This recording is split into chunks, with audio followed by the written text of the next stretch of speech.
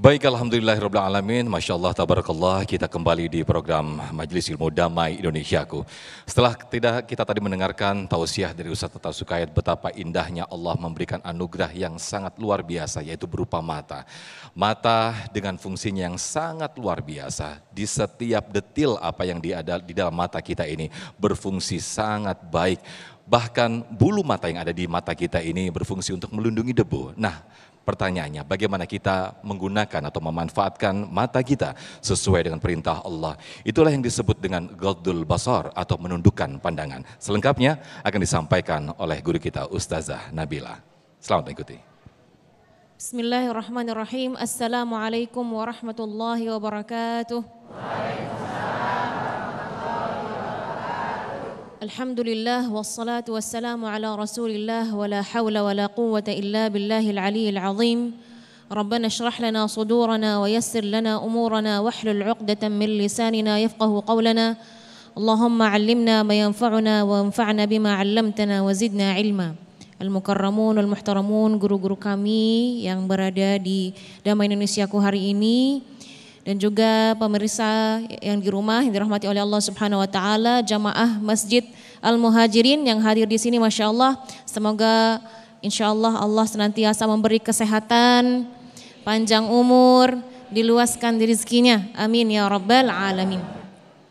Allah Subhanahu wa taala berfirman, ba'da a'udzu billahi minasyaitonir rajim, bismillahirrahmanirrahim. قل للمؤمنين يغضوا من أبصارهم ويحفظوا فروجهم ذلك أزكى لهم إن الله خبير بما يصنعون. Sadaqallahul azim. Di sini Allah Subhanahu wa taala berfirman dan memerintahkan para orang-orang yang beriman, khususnya laki-laki yang beriman, untuk menjaga pandangannya, menundukkan pandangannya. Dan apalagi, dan wa yahfadhu furujahum, menjaga kehormatannya. Kenapa? Dzalika azka lahum, itu adalah mulia bagi mereka. Dan Allah mengakhiri ayat ini, sesungguhnya Allah Subhanahu wa taala Maha teliti dengan apapun yang kita berbuat. Jadi menjaga pandangan itu apakah khusus untuk kaum laki-laki saja? Tidak. Makanya ayat berikutnya Allah memerintahkan perempuan juga yang beriman untuk menjaga pandangannya. Wa qul lil mu'minati yaghdudna min absarihinna wa yahfazna furujahunna. Katakanlah kepada wanita-wanita atau perempuan yang beriman untuk menjaga pandangannya dan juga menjaga kehormatannya, dan ditambah lagi wala yubdina zinatahunna illa ma dhahara minha. Dan hendaknya mereka tidak menampakkan perhiasan mereka atau sebagian dari tubuh mereka untuk dilihat. Kenapa? Apa hubungannya? Kenapa dikaitkan pandangan dengan menjaga kehormatan? Ya, karena awal mulanya ya kehancuran itu mulainya dari pandangan. Ada seorang syair mengatakan, kullul hawadithi mabda'uha minan nadhari wa mustasghar wa mu'adhamu syarari, ya, wa hawadithun nari mabda'uha min mustasghari syarari, ya.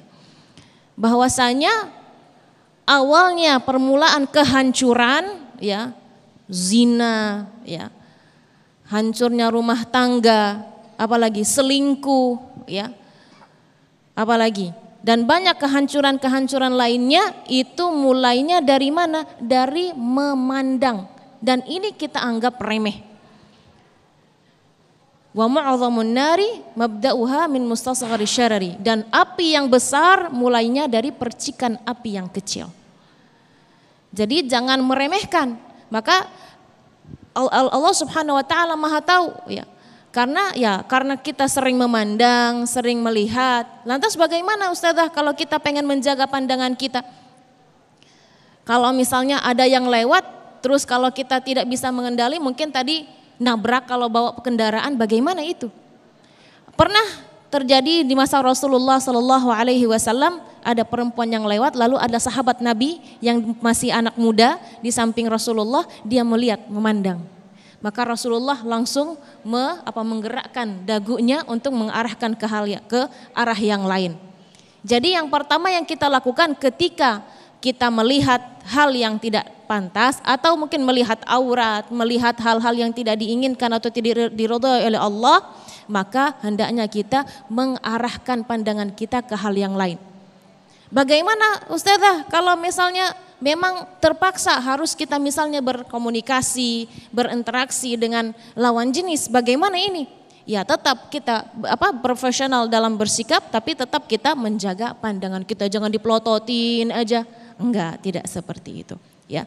Dan ada peringatan yang sangat luar biasa yang ada hadis dalam hadis qudsi, di mana Allah Subhanahu wa taala berfirman dalam hadis qudsi tersebut yang diriwayatkan dalam Al-Hakim, hadis Al-Hakim, rawahul Hakim, an-nadhratu sahmun min sihami iblisin masmum, bahwa pandangan ini adalah salah satu panah-panahnya iblis yang beracun.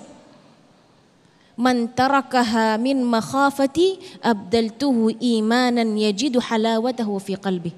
Barang siapa yang menjaganya, maksudnya menjaga pandangannya, menundukkan pandangannya, maka Allah akan menggantikannya dengan iman yang dia akan merasakan manisnya dalam hati.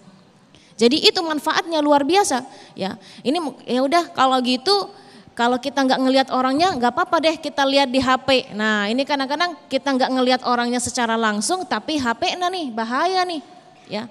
Scroll ke sini lewat, ternyata ganteng, lewat lagi, diliatin lagi.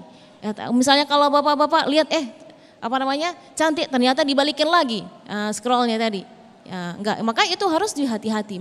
Makanya an-nadhratu sahmun min siham iblis. Salah satu panah-panahnya iblis adalah pandangan.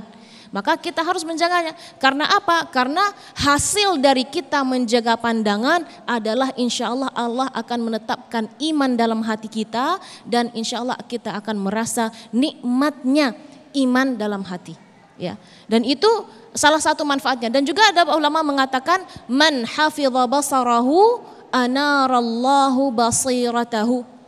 Barang siapa yang menjaga pandangannya, maka insya Allah hatinya akan bercahaya.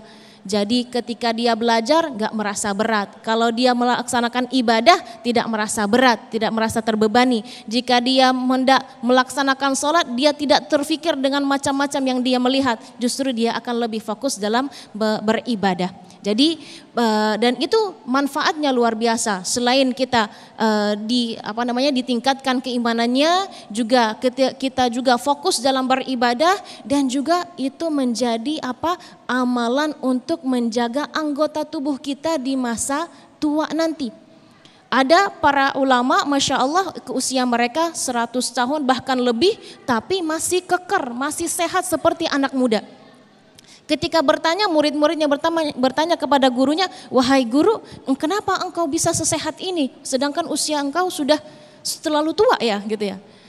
Apa jawabnya? A'dha'un hafiznaha fis shighar fa hafizahullahu lana fil kibar. Anggota tubuh yang kami jaga di masa muda, maka Allah menjaga anggota tubuh ini ketika di masa tua. Hadza wallahu taala a'lam wa sallallahu ala sayyidina Muhammad walhamdulillahi rabbil alamin. Baik, terima kasih jazakumullah ahsanul jaza Ustazah Nabila yang telah memberikan muqaddimah atau di subtema kedua ini, bagaimana perintah Allah untuk menundukkan pandangan. Karena kalau kita tidak menundukkan pandangan merupakan sebuah panah-panah iblis. Itu tadi yang disampaikan oleh guru-guru kita. Di saat kita terjerumus dalam panah-panah iblis itu, otomatis kemaksiatan-kemaksiatan yang selanjutnya akan terus kita lakukan. Lantas bagaimanakah ketika kita terjerumus atau mata kita merupakan sebagai sumber dosa, azab Allah seperti apakah yang ditimpakan kepada orang-orang yang menggunakan mata ini kepada terjerumus dalam dosa? Sesaat lagi akan disampaikan oleh Kiai Haji Syarif Mat Naji. Tetaplah di Damai Indonesiaku yang dipersembahkan oleh Sarung Wadimor, tentu sarung kita.